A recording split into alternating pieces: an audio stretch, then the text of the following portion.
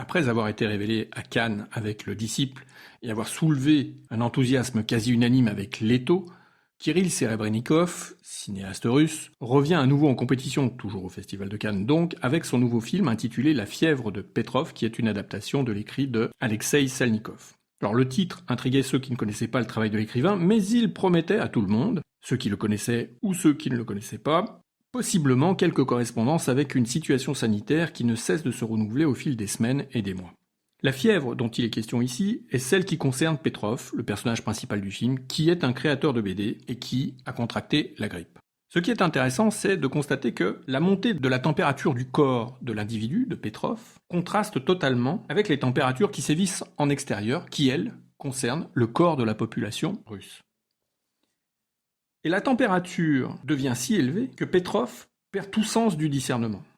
Se mélangent alors différentes réalités, appartenant à des univers totalement hétérogènes, comme le rêve, les souvenirs et l'imaginaire créatif du personnage, donc de Petrov, qui vont s'inviter dans la réalité russe.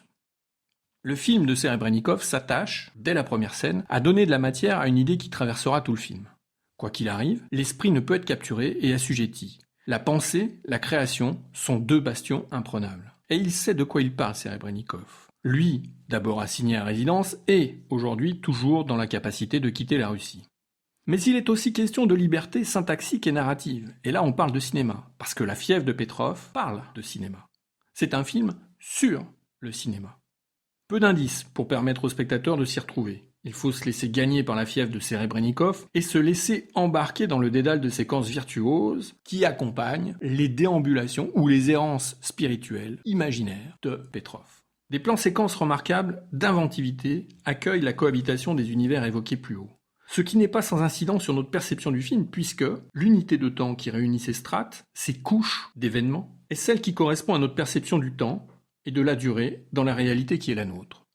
C'est l'usage du plan séquence qui est la figure étalon des scènes les plus travaillées et les plus avant-gardistes que le film peut proposer. Les mondes de Petrov prennent corps et deviennent tangibles.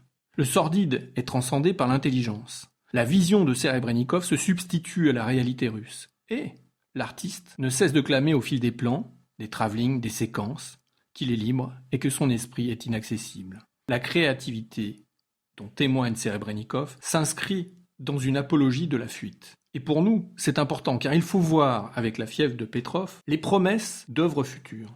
Et pour cela, revoir à nouveau un film de Serebrennikov, eh bien, il n'y a rien de plus réjouissant.